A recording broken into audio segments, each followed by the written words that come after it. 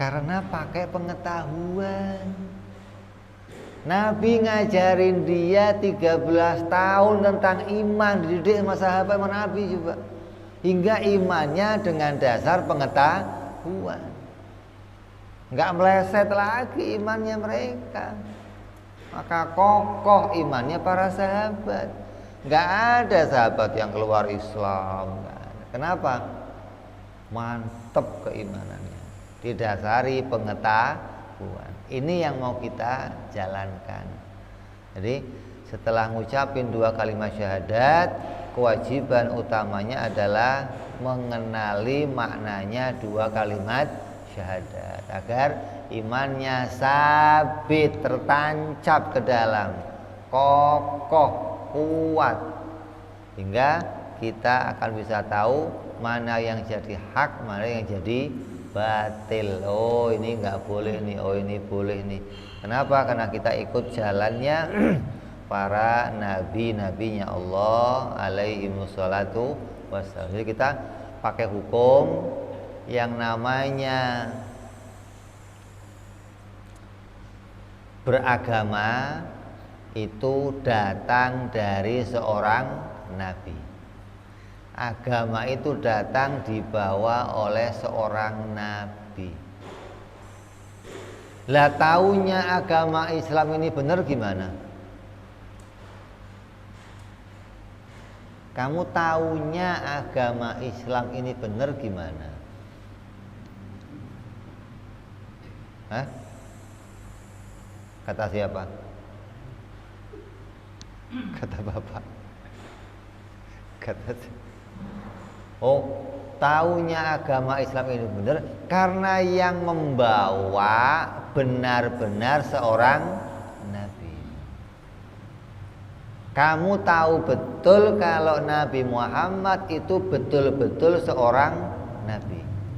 Maka kamu yakin bahwa ini agama yang benar. Karena yang bawanya betul-betul seorang nabi. Nah kamu taunya Nabi Muhammad nabi gimana? Dari mana? Dia mendatangkan mukjizat gitu. Setiap nabi pasti diutus oleh Allah itu dengan diberikan mukjizat. Dengan mukjizat itu saya tahu kalau dia betul-betul utusan Allah. Bukan katanya. Mukjizatnya nabi-nabi yang lain itu mukjizat yang rata-rata pakai mata. Apa? Laut dibelah. Pakainya apa? Yang lihat siapa? Ya orang doang pada masa itu yang lihat. Tongkat jadi ular, yang lihat siapa? Orang doang pada masa itu. Terus Nabi Isa manusia dihidupkan, yang lihat siapa? Ya yang masa itu aja. Tapi mukjizat Nabi Muhammad Al-Qur'anul Karim, yang selamanya sampai nanti kiamat setiap manusia bisa mengerti dan bisa masuk Islam karena mukjizat itu. Mukjizat yang paling dibanggakan Nabi Muhammad Sallallahu Alaihi Wasallam. Nabi bangga dengan mukjizat yang namanya Al-Quran. Kenapa? Karena dia akan terus ada dan bisa diketahui sampai nanti hari kiamat.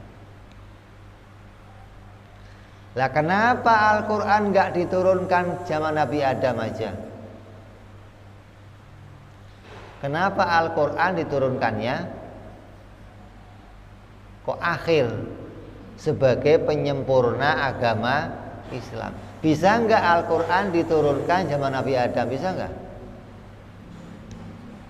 Bisa nggak? Kenapa nggak bisa? Hah? Yang belum ada apanya? Manusianya. Andai zaman Nabi Nuh bisa nggak? Udah banyak loh. Bisa? Kurang bisa? Kenapa kok turunnya akhir zaman?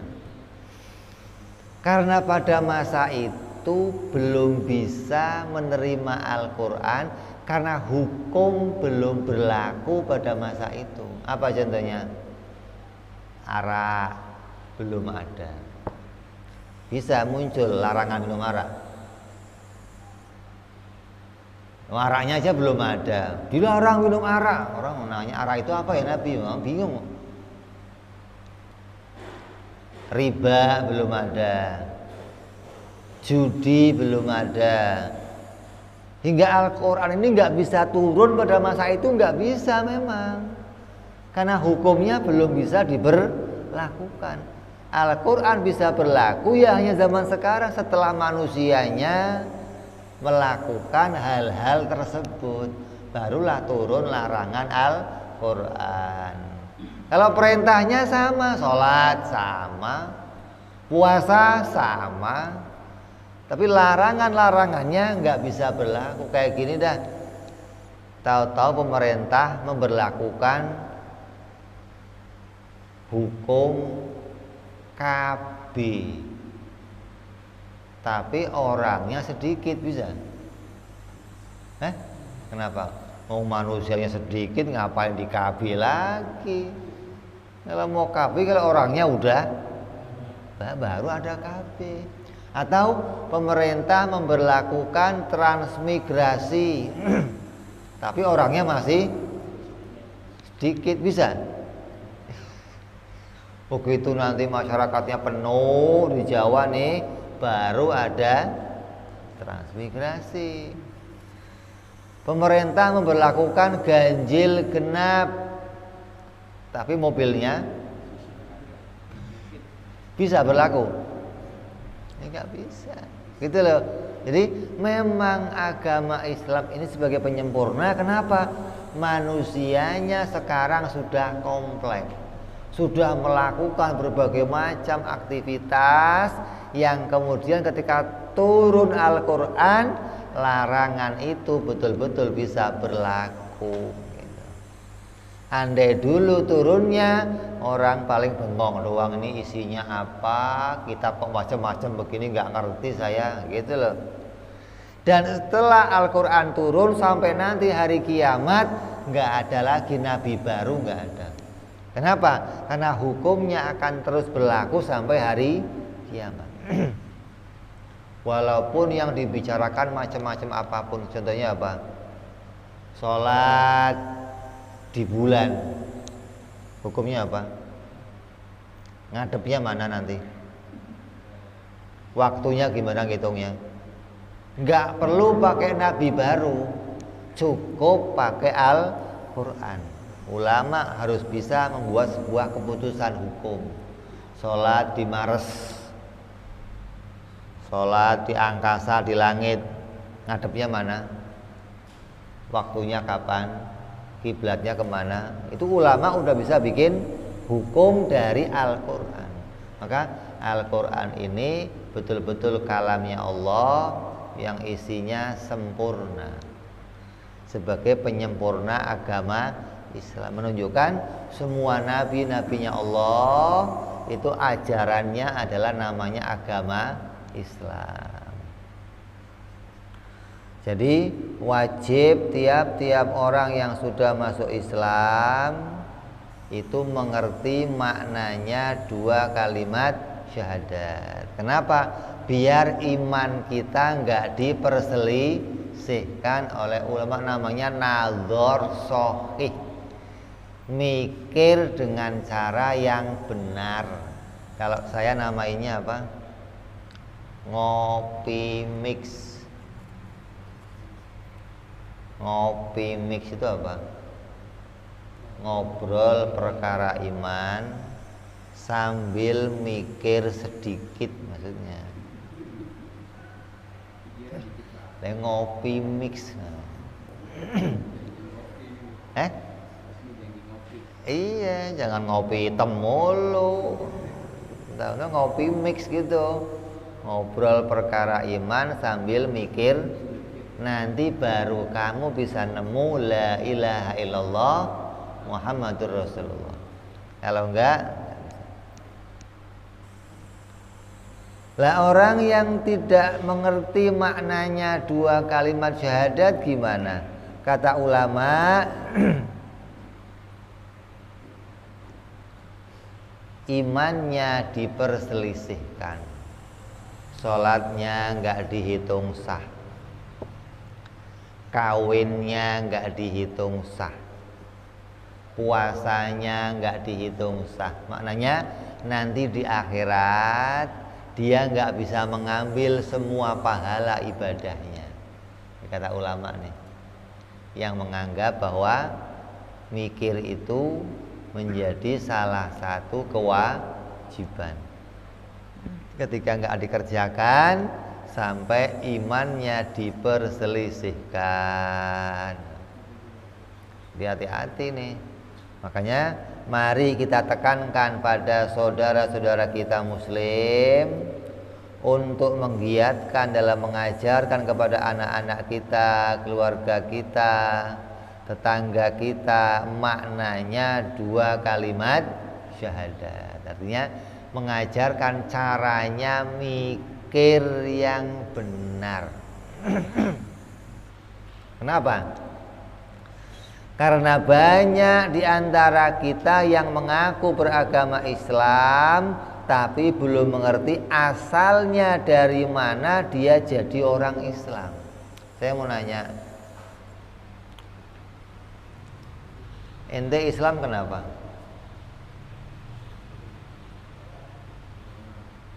Karena bapak saya Islam. Ente Islam kenapa? Ente Islam kenapa?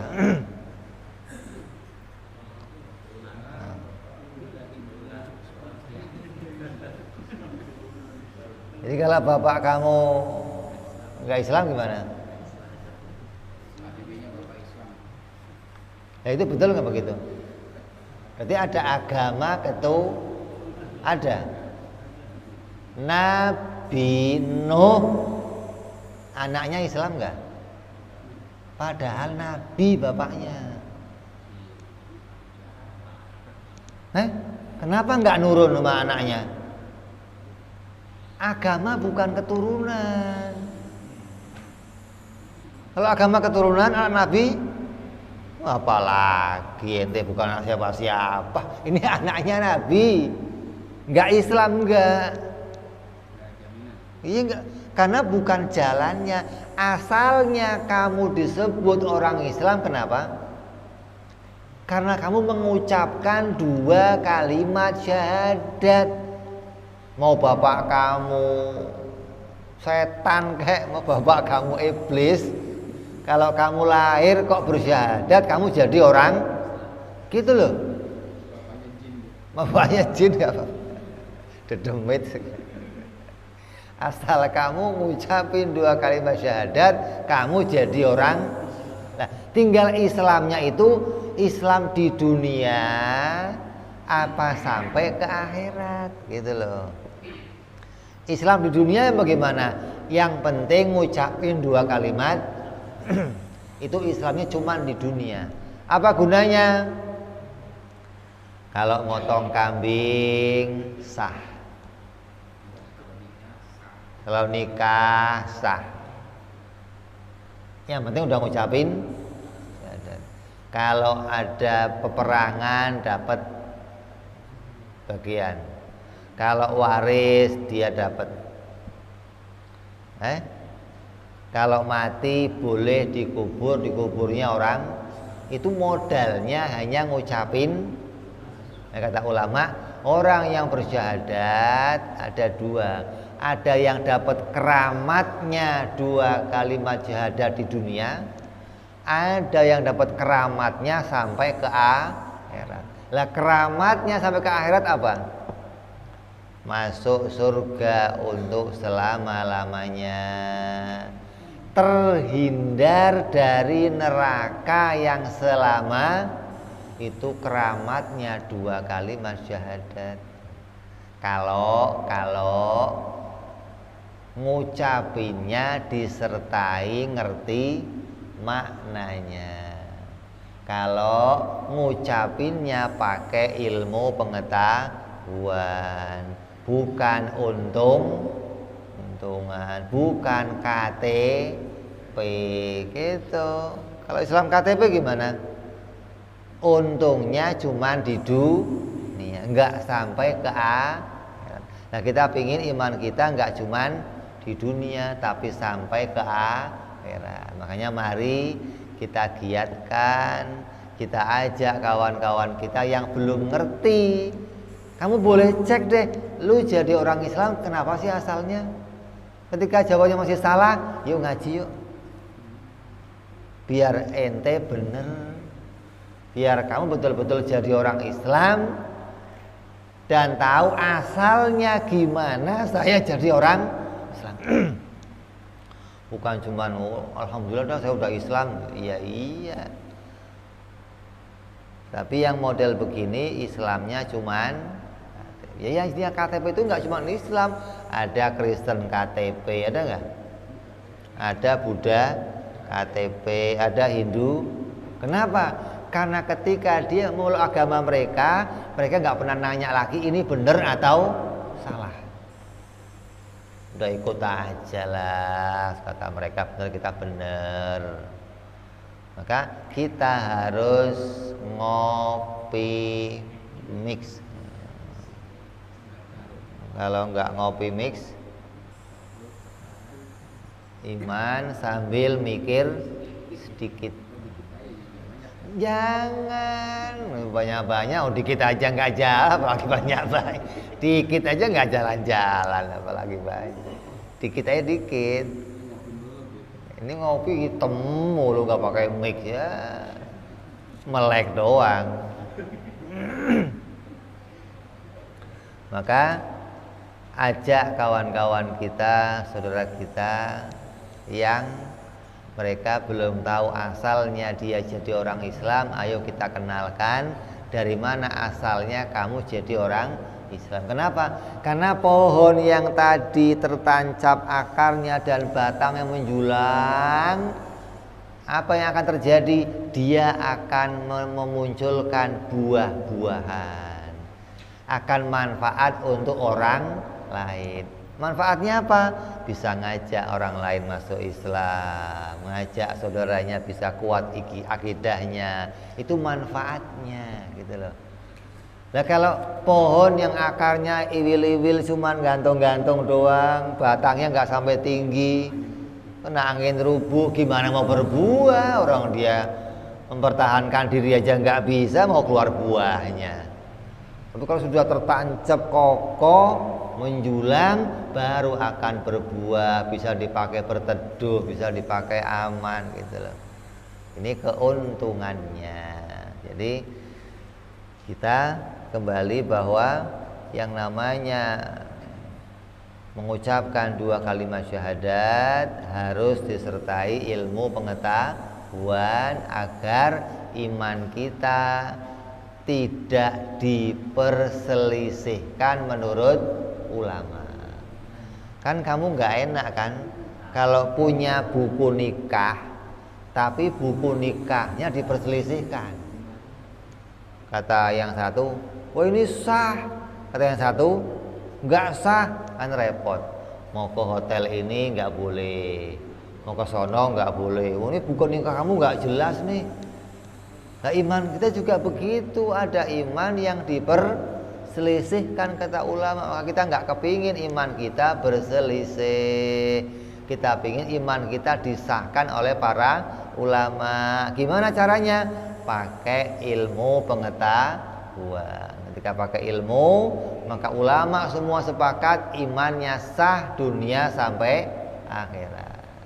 Mudah-mudahan dengan pengajian ini akan mengantarkan kita iman kita disertai ilmu pengetahuan, iman kita sabit tertancap dalam hati kita disertai dengan bukti hingga iman tersebut menjadi kokoh dan gak gampang tercabut lagi. Dan iman itu bawa kita selamat dunia sampai akhirat gitu loh. Karena manusia itu kadang terpatok pada mata. Kayak orang-orang ateis, dia nggak nerima Allah sebagai Tuhan. Kenapa? Mana nggak kelihatan mata. Lu ngapain percaya surga neraka? Sono aja belum pernah lu. Ngelihat aja belum pernah. Ngapain percaya surga sama? Dianggap segalanya harus pakai mata. Makanya mikir itu ada caranya. Mikir ada caranya. Yang pertama, mikir dengan cara akal, nih pakai akal, dengan cara nggak usah pakai dalil. Mikir yang pertama itu caranya nggak usah pakai dalil. Contohnya apa?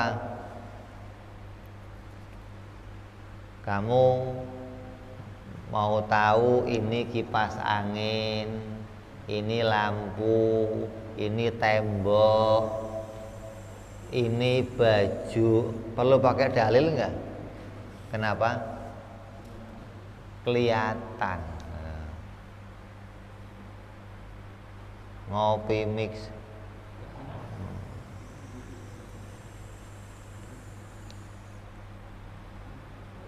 Ada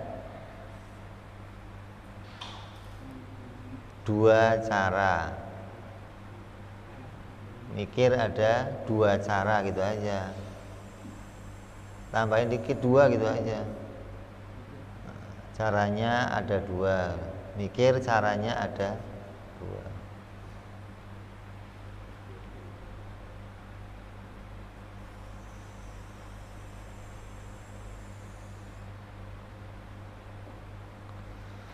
Yang pertama, mengandalkan indera. Pendengaran, penglihatan, penciuman, perabaan. Dan ini nggak butuh bukti. Kamu tahu ini tembok, buktinya apa? Lalu kelihatan. Kamu tahu ini kipas angin apa? Nggak usah dipikir semalaman. Ini kok disebut kipas, kenapa ya? Oh ya, sampai rontok rambut kamu. Kenapa? Yang nggak perlu dipikir malah dipikir. Yang kedua, mikir. Dihapus gimana sih?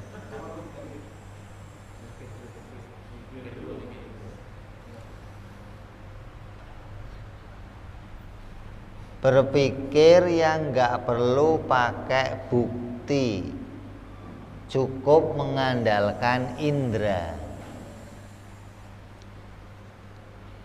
Nggak perlu pakai dalil.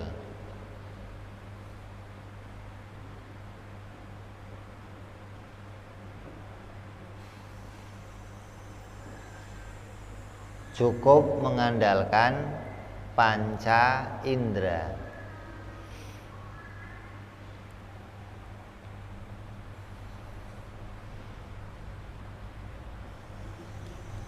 Namanya dzaruri gitu. Mikir dengan cara yang mudah. Namanya dzaruri. Bahasa tauhidnya namanya dzaruri.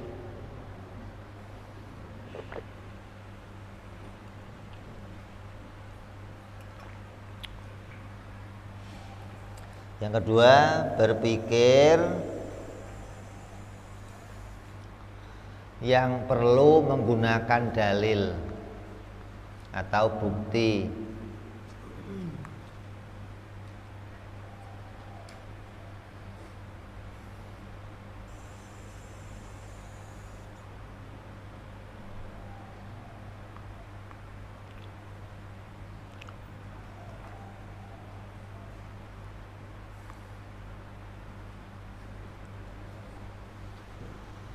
Pada sesuatu yang nggak bisa dilihat indera.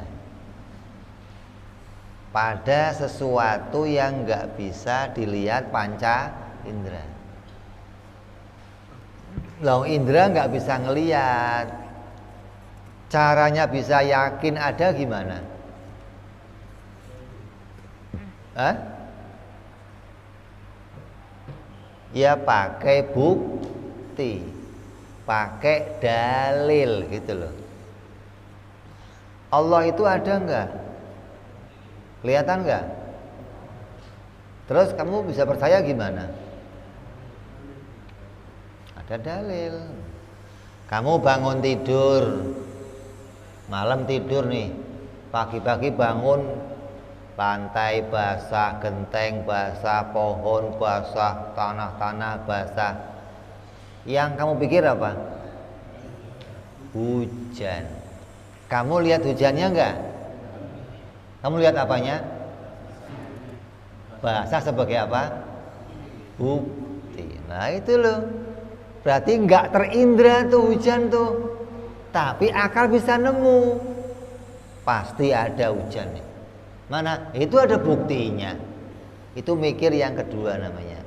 Perlu pakai bukti. Jadi mikir cuma dua doang. Yang perlu pakai bukti sama nggak perlu pakai. Orang sekarang padahal akalnya ada, suruh dikit doang cari bukti, ya Allah beratnya udah kayak diajak olahraga angkat barbel. Mau cuma mikir sedikit doang aja beratnya minta ampun. Kamu berangkat ke rumah, rumah kamu masih utuh, motor utuh. Pulang kerja kamu sampai rumah, motornya angus, rumahnya angus. Apa yang terjadi? Nggak perlu lihat apinya kan? Cukup lihat apa? Bukti. Ada apa? Angus. Tadinya nggak ada angus, terus jadi ada. Pasti kamu lagi duduk lihat asap mengepul di jauh. Wah gede. Wah ada kebakaran tuh. Kan nggak mungkin, wah ada jin ngerokok tuh, kan nggak mungkin, masa jin ngerokok,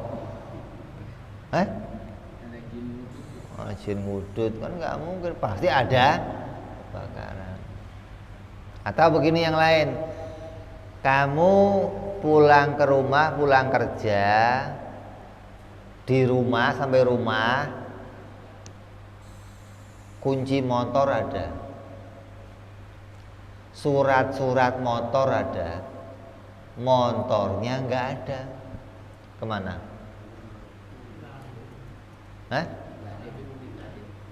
Kemana?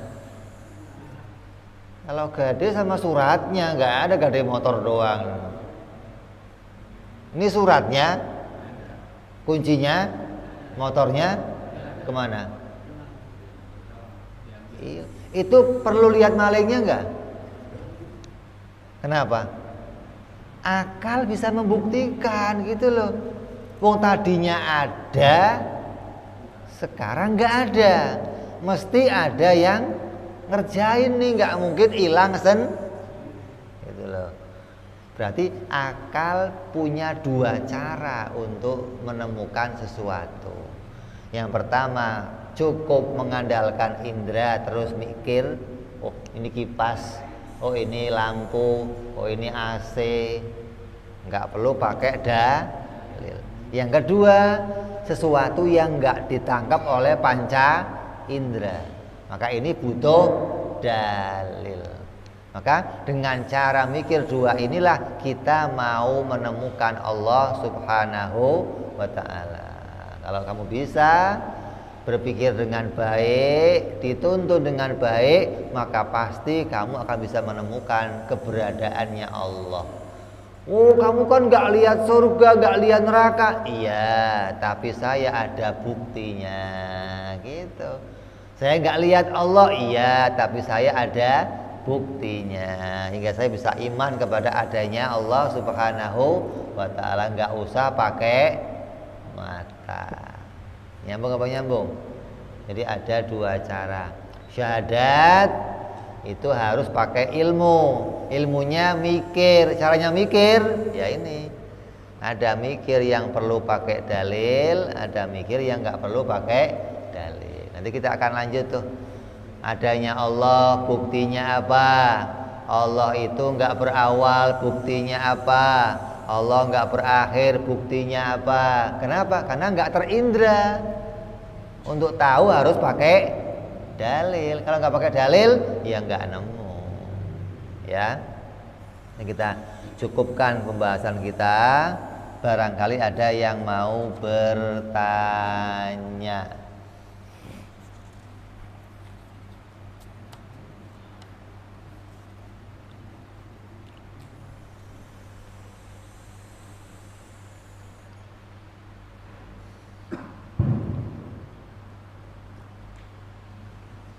Baiklah para jemaah sekalian, kita telah sama-sama mendengarkan kajian topik pada pagi hari ini, Ahad tanggal 2 bulan Juli 2023.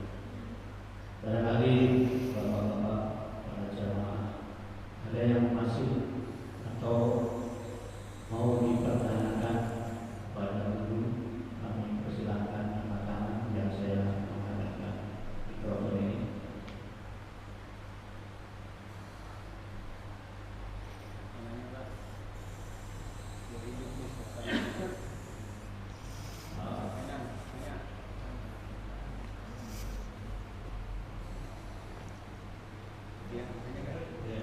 Silakan saja.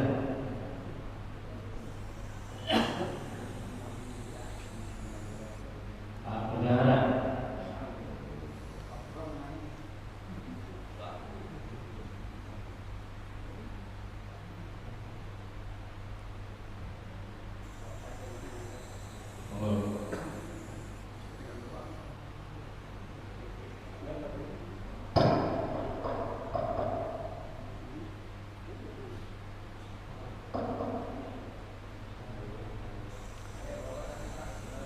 Pertanyaan yang paling mendasar itu 5.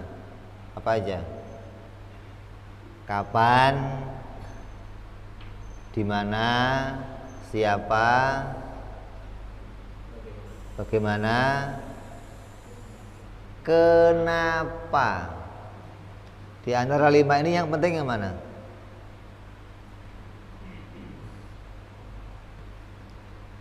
Lima ini yang terpenting untuk kita tanya yang mana? Kenapa? Kenapa saya harus meluk Islam? Kenapa saya harus nyembah Allah? Ketika tahu jawabannya, kamu akan jadi Islam yang sejati. Kamu akan jadi penyembah Allah yang sejati. Kalau caranya sholat kamu bisa, waktunya sholat kamu bisa. Hah? Tapi kenapa saya harus sholat kamu nggak pernah nanya gitu loh. Maka ya kadang malas sholat, kadang adzan lagi. Kenapa? Karena Islamnya hanya ikutan, nggak pernah nanya kenapa saya harus jadi orang Islam. Apa Islam ini benar? Kenapa Allah itu saya sembah? Kenapa saya harus nyembah Allah? Maka pengetahuan ini ketika sampai pada diri kita, kita akan tahu, oh ternyata memang ini yang benar gitu. Ada yang nanya?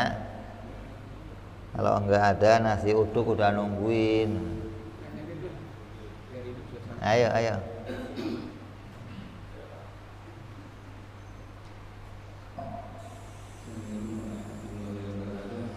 Assalamualaikum warahmatullahi wabarakatuh.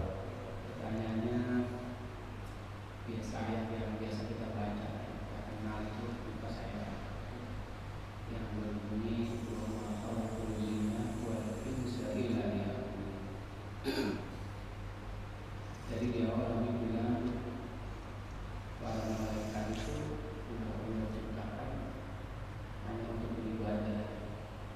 Jadi ibadahnya itu tidak dibanggakan.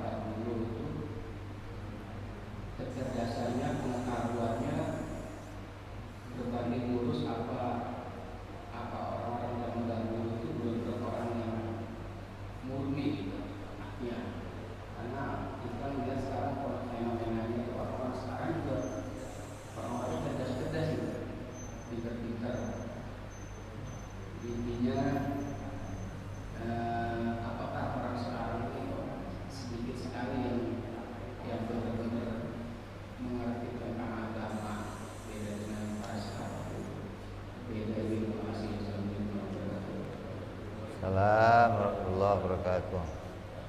Yang pertama apa? Karena ibadahnya kita punya pilihan untuk ibadah atau tidak beribadah. Allah kan nggak butuh sama ibadahnya kita. Allah nggak butuh sama ibadahnya malaikat. Maka malaikat yang bersujud jutaan tahun itu Allah nggak butuh, nggak terus bangga, walau muji gua terus. Allah nggak butuh dipuji terus. Maka ibadahnya malaikat memang sudah kerjanya malaikat ibadah. Tapi ketika kamu ibadah, Allah banggakan bukan karena Allah senang kamu puji, tapi kamu diberikan pilihan untuk ibadah dan tidak ibadah. Kamu kok milihnya ibadah, maka kamu dipuji oleh Allah. Nih baru gitu. Bukan Allah itu jadinya mendapat keuntungan kamu ibadah, enggak. Allah enggak untung, enggak. Buktinya kalian pada enggak ibadah juga Allah enggak mendapatkan kerugian. Lu mau ibadah ya monggo, ente yang untung. Ente enggak ibadah Allah enggak rugi. Jadi Allah membanggakan, kenapa? Karena kamu diberi oleh Allah pilihan, tapi kamu bisa milih untuk ibadah gitu loh. Maka Allah puji hamba-hambanya yang melakukan ibadah di dunia. Kanan kirinya ada hawa nafsu, ada setan, tapi masih bisa ngerjain ibadah kepada Allah Subhanahu wa taala. Terus yang kedua, kalau bicara kualitas, kata Nabi, afdhalul qurun qurni, sebaik-baiknya kurun itu kurunku, kata Nabi. Kurun yang terbaik itu kurunku, artinya derajat keimanannya manusia yang terbaik ya keimanan di zaman Nabi. Terus setelahnya, terus sampai kepada kita. Kalau bicara kecerdasannya, cerdas orang sekarang, Bib, kalau ukurannya bikin pesawat, ukurannya bikin mobil, bikin rumahnya keren-keren, iya. Urusan keimanan mereka langsung dididik sama Nabi. Mereka langsung digojlok sama Nabi.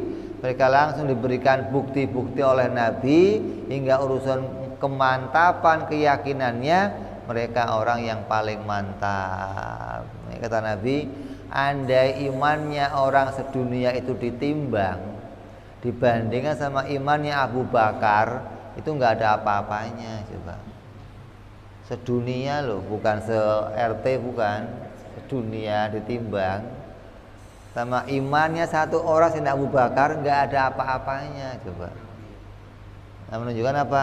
Iman mereka dilatih langsung oleh Nabi Shallallahu Alaihi Wasallam. 13 tahun Nabi melatih mereka dan hasilnya super iman kepada Allah Subhanahu Wa Taala. Rela mengorbankan hartanya, rela mengorbankan jiwanya. Ini kan enggak, korban harta aja yang paling kecil. Masjid mau, yang gocengan tadi mana ya? Gocengan, begitu gocap salah, aduh salah masukin gua. Kan repot kalau kita mah berkorban harta aja masih pikir-pikir. Kalau gocengan masuk nggak apa-apa, lega. Begitu gocap yang masuk, tuh salah ambil gua.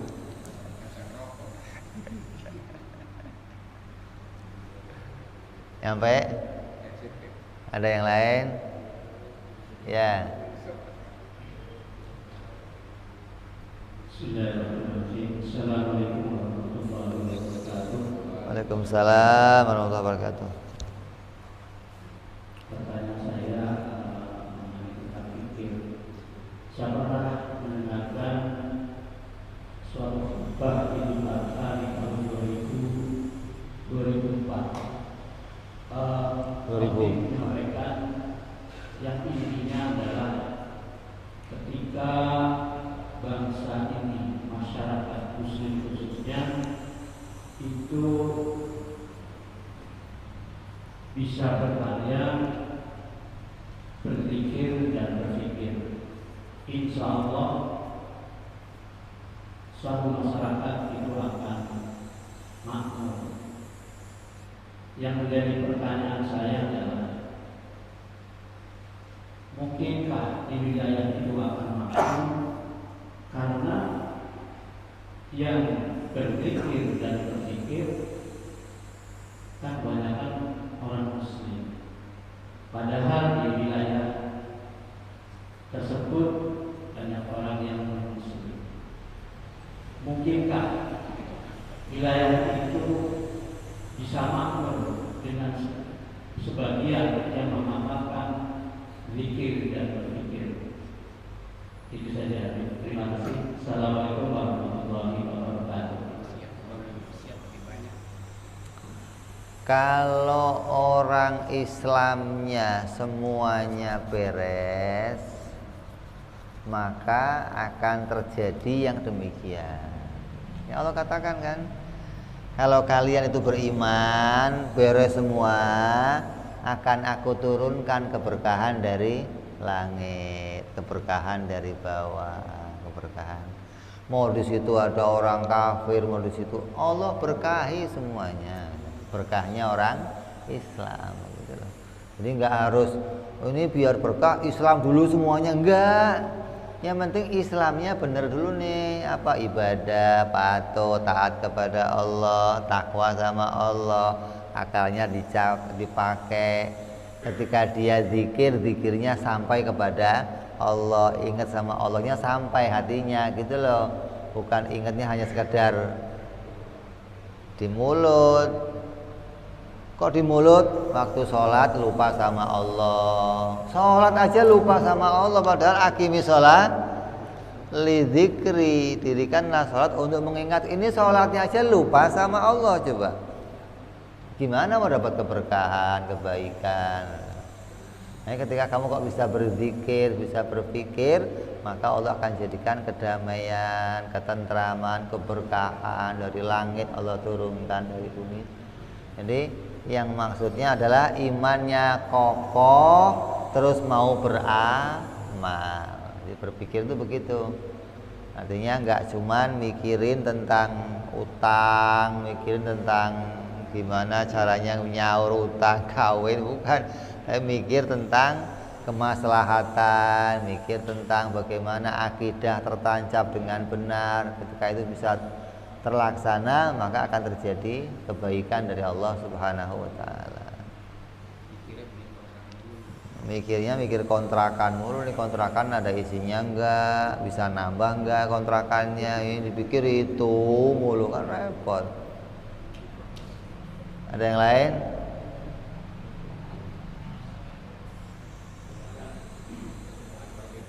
Udah, kita tutup. Kita terus yang akan datang insya Allah. Assalamualaikum warahmatullahi wabarakatuh. Ya Rabbana.